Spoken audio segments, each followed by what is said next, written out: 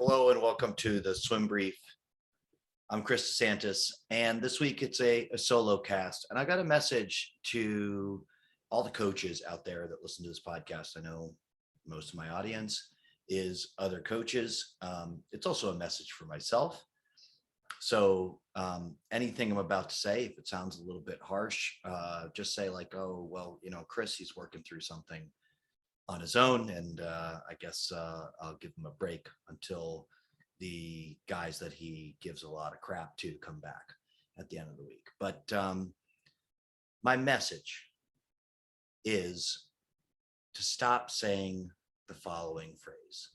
And like I said, it's for myself. I've done it so many times, and I'll probably do it again. But I am on a tear of working this out of my vocabulary. And it's in regards to swimmers when you're watching them do something and you're watching them make a mistake that you know is holding them back. And you say out loud, you go, oh, told them so many times, you gotta keep your head down into your turn, right?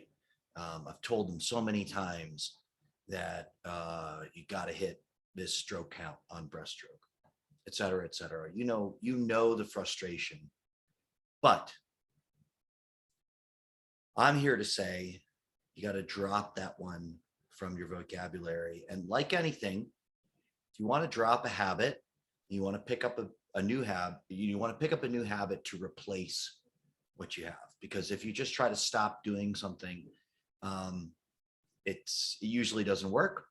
You're going to need to do something in the same situation. So here's your phrase instead of, I told them before, I told them so many times. I told this swimmer so many times to do this.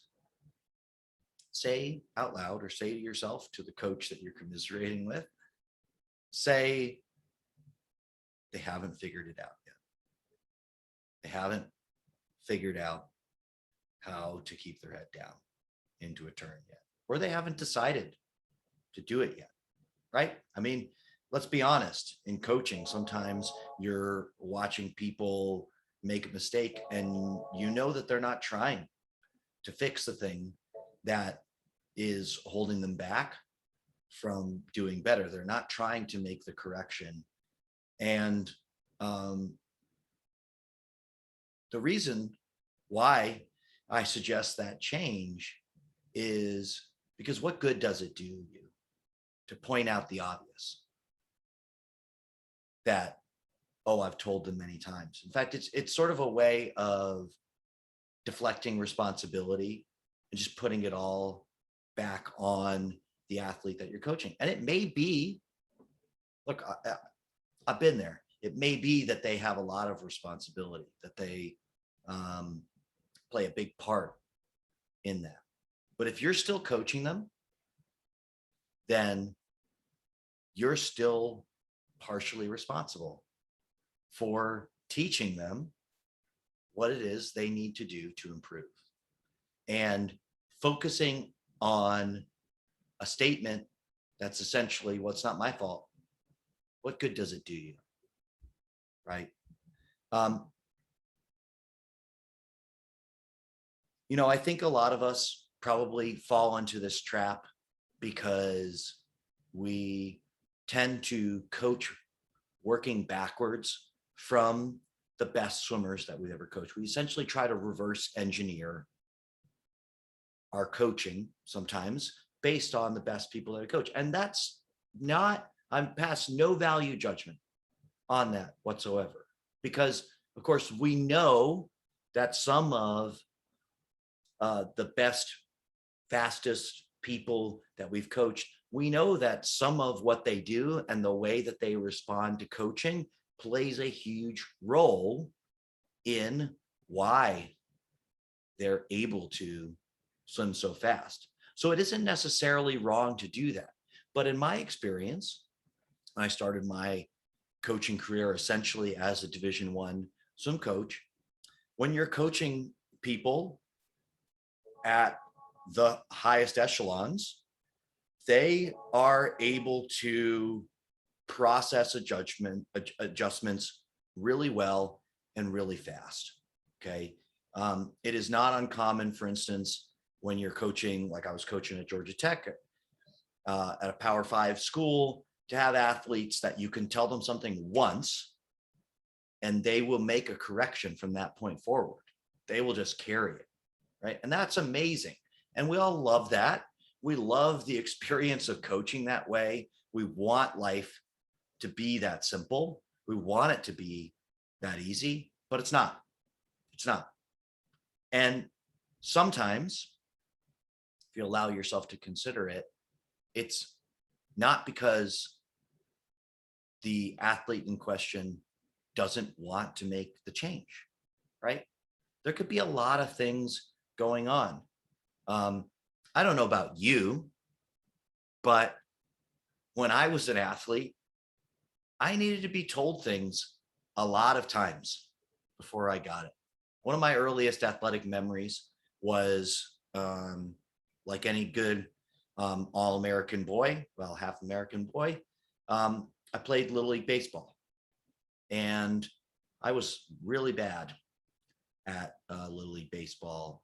And I'd say that, not in that way that people sometimes make that self-deprecating. And I used to fall into this trap. I used to say, oh, I wasn't very good at swimming. And I've cut that one out of my vocabulary. I swam at a Division III school. I was a good point scorer for a Division III team in a good Division III conference. Do you know what that makes me? That makes me better than like 90+%, probably I'm underestimating it there, percent of people that choose to participate in competitive swimming. So what a freaking insult for me to say, oh, I wasn't very good, just because I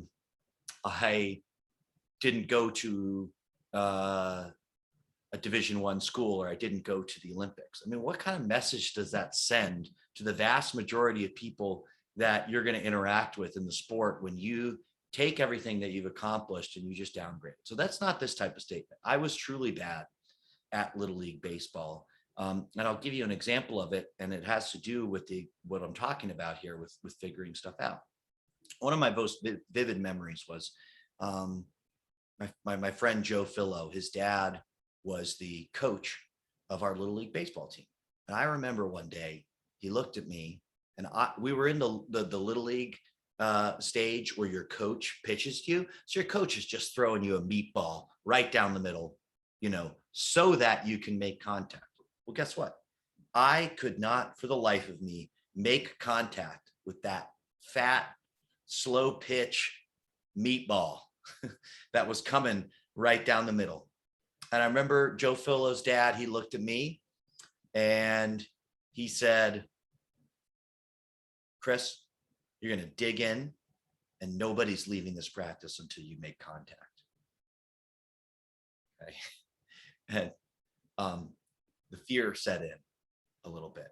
And I remember just pitch, miss, pitch, miss, pitch, miss. Remember it going on for so long that I saw my teammates out in the field waiting. Please just, like at least foul tip one, Chris, so we can go home. And they were just getting more and more exasperated. And it felt like, in my little kid mind, it felt like it went on for an hour. Maybe it was 20 minutes. Who knows? Now that I have an 8-year-old, I highly doubt my own memory of how much time it was. We stayed there. We stayed there until I could make contact with the ball. And guess what? Even though I remained not one of the best players on my team, but later on that season, I was consistently making contact with the meatballs that my coach was throwing down the plate to me. And then I'll imagine if Joe Fillo's dad had gone, well, I threw him a lot of meatballs and he didn't make contact, and it just washed his hands and gone, done. I'm done with this guy. Nobody would have blamed him. Nobody. I mean, looking back, he was a volunteer, right? He had a full-time job, And he was just showing up because his kid wanted to play Little League Baseball. And he was like, all right, I'll coach these kids. And some reason he decided he was going to help me, this sort of hopeless little kid, learn how to hit a baseball. And I guarantee you coach people like that. Okay. When I went to swimming in the beginning, I was so scared of diving off the blocks that I do kind of like a semi cannonball. Like I dive off hands first, but I tuck both knees into my body in a defensive motion because I was so scared of flying through the air. And like, yeah, of course I had coaches. They told me, they said, straighten your legs out, let your legs come behind you. And I think it took me 6 months until I took one of my two legs and I put it behind the other one. And then probably another 6 months of doing that before I let both legs come behind me. Imagine if those coaches just said, I told him to put his legs out. And he won't do it. And they've just given up. Right? Just given up. Would I have kept swimming? Would I have, as I've already referenced, achieved the success that I ended up achieving, gone on to do it in college, and decided ultimately to make a career out of it? Would I have fallen in love with the sport of swimming if all sorts of adults at the beginning have washed their hands of the responsibility of teaching me how to get better right from the very beginning? Okay. That's what I think about now as I coach swimmers. And I realizing more and more the answer to why haven't they done that thing yet is they don't think they can. Right. Yes, maybe even they're not trying. But why are they not trying? Because they don't think they can. They don't think they can do it. And part of your job as a coach is to show them what they're capable of any way you can. Open their mind to what it is they are capable of. And realize, guys, anybody listening to this, you are a swim coach. You are a wizard, literally. Okay. If I went back, if I had a time machine and I went 1,000 years back in time and I go, this guy can take anybody and teach them how to cross that moat in a hot second, people would go like, this person's a wizard. We were not built to swim. Okay. We were not naturally inclined to get into an aquatic environment and move ourselves through it. We're built to run as human beings. We're built to swim.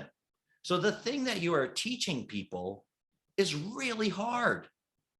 And if you become a swim coach, we've all got varying levels of ability out there, but I'm willing to bet that you're really good at teaching people how to do that. Okay. So instead of focusing on the fact that it's not your fault, that somebody hasn't learned how to do something yet, think about the fact that you are literally a miracle worker. You work miracles every day. Okay. And some of them you just haven't achieved yet. That's all. You're working on it. You're going to get there, but you just haven't achieved it yet. And, it's going to be a big barrier to you achieving it, focusing on the fact that it's not your fault, right? Engaging in that act of ego preservation, essentially what you're doing, you're defending your ego, right? And it's the same thing that probably drives you crazy when you're coaching an athlete, in fact, and you're trying to correct them on something and they're saying, well no, I'm doing it. They have that defensive response, that ego response. that immediate want to push back. It's not my fault. It's not my fault. It's not my fault. Okay. Be the person that you want your athletes to be. Be positive. Believe in your ability to work miracles. And I'll talk to you again later in the week.